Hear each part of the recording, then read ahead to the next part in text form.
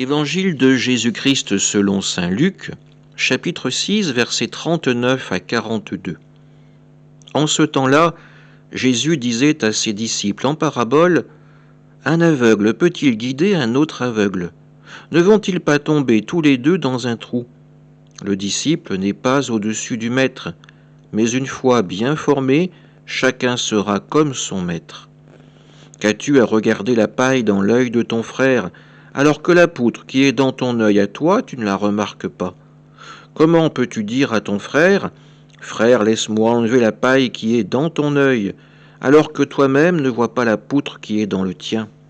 Hypocrite, enlève d'abord la poutre de ton œil, alors tu verras clair pour enlever la paille qui est dans l'œil de ton frère. » Acclamons la parole de Dieu.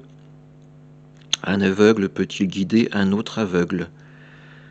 Devant une phrase d'une logique aussi désarmante, nous ne pouvons qu'accueillir la parole de Dieu pour ce qu'elle est, une lumière, un bâton qui nous est donné pour marcher vers le royaume du Seigneur.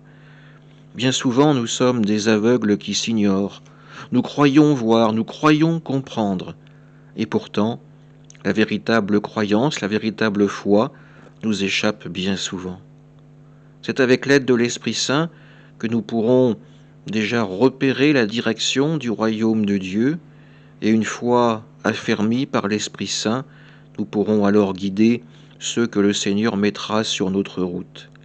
Pourtant, il faut avoir la patience de se laisser former, de recevoir cet enseignement de la part du Christ, de la part de l'Église. Recevoir, ça ne veut pas dire ne pas interroger son intelligence, ne pas chercher à comprendre. Recevoir, c'est accepter d'être bousculé dans nos préjugés, dans notre façon de voir et de comprendre la vie, pour accueillir la manière de réfléchir, la manière de donner gratuitement du Père du ciel. Amen.